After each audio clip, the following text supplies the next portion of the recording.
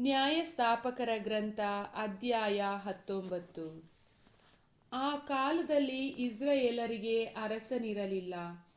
Ephraim ಪರ್ವತ ಪ್ರದೇಶದ ಒಂದು ಮೂಲೆಯಲ್ಲಿ ಯಾರೋ ಒಬ್ಬ ಲೇವಿಯನು ಪ್ರವಾಸಿಯಾಗಿದ್ದನು. ಯಹೂದದ ಬೆತ್ಲೆಹೇಮಿನವಳಾದ ಒಬ್ಬ ಸ್ತ್ರೀ ಅವನಿಗೆ ಉಪಪತ್ನಿಯಾಗಿದ್ದಳು. ಈಕೆ ಇವನನ್ನು ಬಿಟ್ಟು ವೇಶ್ಯೆಯಾಗಿ ಯಹೂದದ ಬೆತ್ಲೆಹೇಮಿನಲ್ಲಿದ್ದ ತನ್ನ ತವರು ಮನೆಗೆ ಹೋಗಿ ಅಲ್ಲಿ 4 ತಿಂಗಳು ಇದ್ದಳು. ಅನಂತರ ಆಕೆಯ ಗಂಡನಾದ ಆ ಲೇವಿಯನು ಆಕೆಯನ್ನು ಪ್ರೀತಿಯಿಂದ ಮಾತನಾಡಿಸಿ ಮತ್ತೆ ಮನೆಗೆ ಕರೆದು ತರಬೇಕೆಂದು ಒಬ್ಬ ಸೇವಕನನ್ನು 2 ಕತ್ತೆಗಳನ್ನು ತೆಗೆದುಕೊಂಡು ಅಲ್ಲಿಗೆ ಹೋದನು. ಆಕೆ ಅವನನ್ನು ತನ್ನ ತವರು ಮನೆಯಲ್ಲಿ ಸೇರಿಸಿಕೊಂಡಳು. ಆಕೆಯ ತಂದೆಯೂ ಅವನನ್ನು ನೋಡಿ ಸಂತೋಷಪಟ್ಟನು. ಆ ಸ್ತ್ರೀ ಹಾಗೂ ಅವನ ಮಾವ ಅವನನ್ನು 3 ದಿವಸ ಅಲ್ಲೇ ನಿಲ್ಲಿಸಿಕೊಂಡರು. ಅವನು ಅವನ ಸೇವಕನು ಅನ್ನಪಾನಗಳನ್ನು ತೆಗೆದುಕೊಳ್ಳುತ್ತಾ ಅಲ್ಲಿದ್ದರು.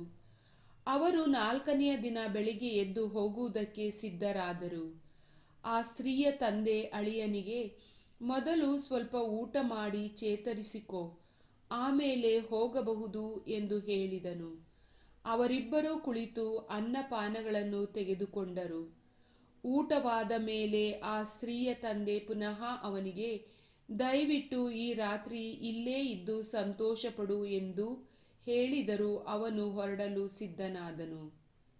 ಆದರೆ ಅವನ ಮಾವ ಬಹಳ ಬಲಾತ್ಕಾರ ಮಾಡಿದ್ದರಿಂದ ಆ ರಾತ್ರಿ ಅಲ್ಲೇ ತಂಗಿದನು. ಅವನು 5ನೆಯ ದಿನ ಬೆಳಿಗ್ಗೆ ಎದ್ದು ಹೊರಡುವುದಕ್ಕೆ ಸಿದ್ಧರಾಗಲು ಆ ಸ್ತ್ರೀಯ ತಂದೆ, ದಯವಿಟ್ಟು ಇಳಿ ಹೊತ್ತಿನವರೆಗೆ ಇಲ್ಲೇ ಇದ್ದು ವಿಶ್ರಮಿಸಿಕೋ ಎಂದು ಅವನನ್ನು ಬೇಡಿಕೊಳ್ಳಲು ಅವನು ಮತ್ತೆ ಊಟಕ್ಕೆ ನಿಂತನು. ಅನಂತರ ಅವನು ಅವನ ಉಪಪತ್ನಿ ಹಾಗೂ ಸೇವಕನು ಹೋಗುವುದಕ್ಕೆ ಸಿದ್ಧರಾಗಲು ಆ ಸ್ತ್ರೀಯ ತಂದೆ ಅಳಿಯನಿಗೆ, ಹೊತ್ತು ಮೀರಿತು, ಸಂಜೆಯಾಯಿತು, ದಯವಿಟ್ಟು ಈ ದಿನ ರಾತ್ರಿ ಇಲ್ಲೇ ಇರು. ನೋಡು, ಸಂಜೆಯಾಗಿ ಹೋಯಿತು, ಈ ರಾತ್ರಿ ಇಲ್ಲಿದ್ದು ನಮ್ಮೊಡನೆ ಸಂತೋಷಪಡು. ನಾಳೆ ಬೆಳಿಗ್ಗೆ ಎದ್ದು ನಿನ್ನ ಮನೆಗೆ ಹೋಗಬಹುದು ಎಂದು ಬೇಡಿಕೊಂಡನು. ಆದರೆ ಆ ಮನುಷ್ಯ ಒಪ್ಪದೆ ತನ್ನ 2 ಕತ್ತೆಗಳಿಗೆ ತಡಿ ಹಾಕಿಸಿ ಉಪಪತ್ನಿಯನ್ನು ಕರೆದುಕೊಂಡು ಹೊರಟನು. ಅವರು ಯೆಬೂಸಿಯರ ಊರಾದ ಜೆರುಸಲೇಮಿನ ಸಮೀಪಕ್ಕೆ ಬಂದಾಗ ಹೊತ್ತು ಮುಳುಗುವ ಕಾಲವಾದುದರಿಂದ ಸೇವಕನು ದಣಿಗೆ, ದಯವಿಟ್ಟು ಬನ್ನಿ, ನಾವು ಯೆಬೂಸಿಯರ ಈ ಪಟ್ಟಣಕ್ಕೆ ಹೋಗಿ ಅಲ್ಲಿ ರಾತ್ರಿಯನ್ನು ಕಳೆಯೋಣ ಎಂದನು. ಆಗ ಆ ದಣಿ, ನಾವು ಇಸ್ರಾಯೇಲರಲ್ಲದ ಅನ್ಯರ ಪಟ್ಟಣಗಳಲ್ಲಿ ತಂಗಬಾರದು, ಗಿಬೆಯಕ್ಕೆ ಹೋಗೋಣ ಎಂದನು. ಅವನು ಮತ್ತೆ ತನ್ನ ಆಳಿಗೆ, ನಾವು ಬೇಗನೆ ಹೋಗಿ ಮುಂದಿರುವ ಗಿಬೆಯದಲ್ಲಾಗಲಿ ದಾಮದಲ್ಲಾಗಲಿ ತಂಗೋಣ ಬಾ ಎಂದನು. ಹೀಗೆ ಅವರು ಮುಂದೆ ಸಾಗಿ ಬೆನ್ಯಾಮೀನ್ಯರ ಗಿಬೆಯ ಊರಿನ ಸಮೀಪಕ್ಕೆ ಬಂದಾಗ ಸೂರ್ಯನು ಮುಳುಗಿದನು. ಆದುದರಿಂದ ಅವರು ತಂಗುವುದಕ್ಕಾಗಿ ಗಿಬೆಯಕ್ಕೆ ಹೋಗಿ ಯಾರೋ ಮನೆಯಲ್ಲಿ ಸೇರಿಸಿಕೊಳ್ಳದೆ ಹೋದುದರಿಂದ ಸಂತೆ ಬೀದಿಯಲ್ಲೇ ಕುಳಿತುಕೊಂಡರು.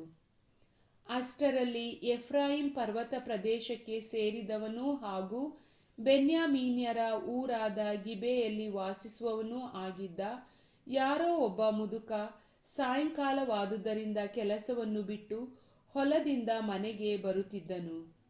ಆ ಮುದುಕ ಬೀದಿಯಲ್ಲಿ ಕುಳಿತಿದ್ದ ಆ ದಾರಿಗನನ್ನು ಕಂಡು, ಎಲ್ಲಿಂದ ಬಂದೆ, ಎಲ್ಲಿಗೆ ಹೋಗುತ್ತಿರುವೆ ಎಂದು ಕೇಳಿದನು. ಅವನು ಆ ಮುದುಕನಿಗೆ, ನಾವು ಯಹೂದದ ಬೆತ್ಲೆಹೇಮಿನಿಂದ ಎಫ್ರಾಯಿಂ ಪರ್ವತ ಪ್ರದೇಶದ ಒಂದು ಮೂಲೆಯಲ್ಲಿರುವ ನಮ್ಮ ವಾಸಸ್ಥಳಕ್ಕೆ ಹೋಗುತ್ತಿದ್ದೇವೆ. ನಾನು ಅಲ್ಲಿಂದ ಯಹೂದದ ಬೆತ್ಲೆಹೇಮಿಗೆ ಹೋಗಿದ್ದೆ. ಈಗ ಮರಳಿ ಸರ್ವೇಶ್ವರನ ಮಂದಿರಕ್ಕೆ ಹೋಗುತ್ತಿದ್ದೇನೆ. ಇಲ್ಲಿ ಯಾರೂ ನಮ್ಮನ್ನು ತಮ್ಮ ಮನೆಗೆ ಕರೆದುಕೊಂಡು ಹೋಗಲಿಲ್ಲ. ನಮ್ಮ ಕತ್ತೆಗಳಿಗೆ ಹುಲ್ಲು ಕಾಳು ಇವೆ. ನನಗೂ ನಿನ್ನ ಸೇವಕಿಗೂ ನಿನ್ನ ಸೇವಕನ ಸಂಗಡ ಬಂದಿರುವ ಈ ಪ್ರಾಯಸ್ಥನಿಗೂ ಸಾಕಾಗುವಷ್ಟು ರೊಟ್ಟಿಯೂ ದ್ರಾಕ್ಷಾರಸವೂ ಇರುತ್ತವೆ. ನಮಗೆ ಹೆಚ್ಚು ಏನೂ ಬೇಕಾಗಿರುವುದಿಲ್ಲ ಎಂದು ಹೇಳಿದನು. ಆಗ ಆ ಮುದುಕ, ನಿನಗೆ ಶುಭವಾಗಲಿ, ನಿನಗೆ ಏನಾದರೂ ಕಡಿಮೆಯಾದರೆ ಅದನ್ನು ನೋಡಿಕೊಳ್ಳುತ್ತೇನೆ. ಈ ಬೀದಿಯಲ್ಲಿ ರಾತ್ರಿಯನ್ನು ಕಳೆಯಬೇಡ, ನನ್ನ ಮನೆಗೆ ಬಾ ಎಂದು ಹೇಳಿ ಅವನನ್ನು ಕರೆದುಕೊಂಡು ಹೋಗಿ ಅವನ ಕತ್ತೆಗಳಿಗೆ ಮೇವು ಕೊಟ್ಟನು. ಅವರು ತಮ್ಮ ಕೈಕಾಲುಗಳನ್ನು ತೊಳೆದುಕೊಂಡು ಅಲ್ಲಿ ಅನ್ನಪಾನಗಳನ್ನು ತೆಗೆದುಕೊಂಡರು. ಅವರು ಭೋಜನದಿಂದ ತೃಪ್ತಿ ಪಡುವಷ್ಟರಲ್ಲಿ ಆ ಊರಿನಲ್ಲಿದ್ದ ನೀಚ ಜನರು ಬಂದು ಆ ಮನೆಯನ್ನು ಸುತ್ತಿಕೊಂಡು ಕದಗಳನ್ನು ಬಡಿದು ಮನೆಯ ಯಜಮಾನನಾದ ಮುದುಕನಿಗೆ, ನಿನ್ನ ಮನೆಗೆ ಬಂದಿರುವಂತಹ ಮನುಷ್ಯನನ್ನು ಹೊರಗೆ ತೆಗೆದುಕೊಂಡು ಬಾ, ಅವನೊಡನೆ ನಮಗೆ ಸಂಗಮವಾಗಬೇಕು ಎಂದು ಕೂಗಿದರು. ಆಗ ಆ ಮುದುಕ ಹೊರಗೆ ಹೋಗಿ ಅವರಿಗೆ, ಸಹೋದರರೇ, ಇಂತಹ ದುಷ್ಟತನವನ್ನು ನಡೆಸಬೇಡಿ. ಅವನು ಆಶ್ರಯಕ್ಕಾಗಿ ನನ್ನ ಮನೆಗೆ ಬಂದಿದ್ದಾನೆ. ನೀವು ಇಂಥ ಹುಚ್ಚುತನ ಮಾಡಬೇಡಿ. ಇನ್ನು ಮದುವೆಯಾಗದಂಥ ನನ್ನ ಮಗಳನ್ನೂ ಅವನ ಉಪಪತ್ನಿಯನ್ನೂ ಹೊರಗೆ ತರುತ್ತೇನೆ. ಅವರನ್ನು ಭಂಗಪಡಿಸಿರಿ. ನಿಮ್ಮ ಮನಸ್ಸಿಗೆ ಬಂದ ಹಾಗೆ ಮಾಡಿ. ಆ ಮನುಷ್ಯನಿಗೆ ಮಾತ್ರ ಅಂತಹ ದುಷ್ಕೃತ್ಯವನ್ನು ಮಾಡಬೇಡಿ ಎಂದನು.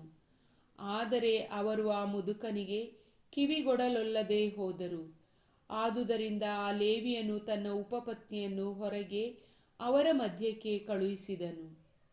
ಅವರು ಆಕೆಯನ್ನು ಕೆಡಿಸಿ ಈ ರಾತ್ರಿಯೆಲ್ಲ ಬಹು ಕ್ರೂರತನದಿಂದ ನಡೆಸಿ ಕೋಳಿ ಕೂಗುವ ಹೊತ್ತಾಗಲು ಬಿಟ್ಟು ಹೋದರು.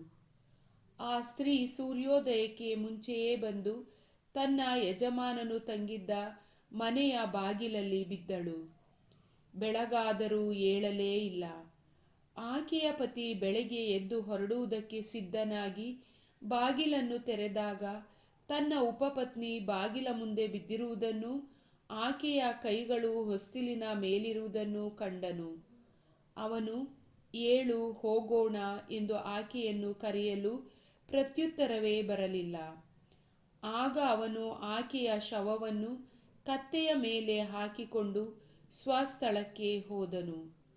ಅವನು ಮನೆ ಸೇರಿದ ಮೇಲೆ ಒಂದು ಕತ್ತಿಯನ್ನು ತೆಗೆದುಕೊಂಡು ತನ್ನ ಉಪಪತ್ನಿಯ ಶವವನ್ನು ಎಲುಬುಗಳ ಸಹಿತವಾಗಿ 12 ತುಂಡು ಮಾಡಿ ಅವುಗಳನ್ನು ಇಸ್ರಾಯೇಲರ ಎಲ್ಲ ಪ್ರಾಂತ್ಯಗಳಿಗೆ ಕಳುಹಿಸಿದನು.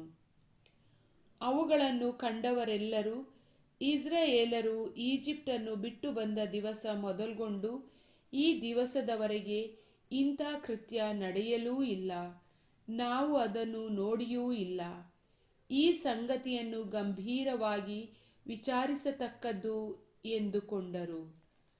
ಪ್ರಭುವಿನ ವಾಕ್ಯ.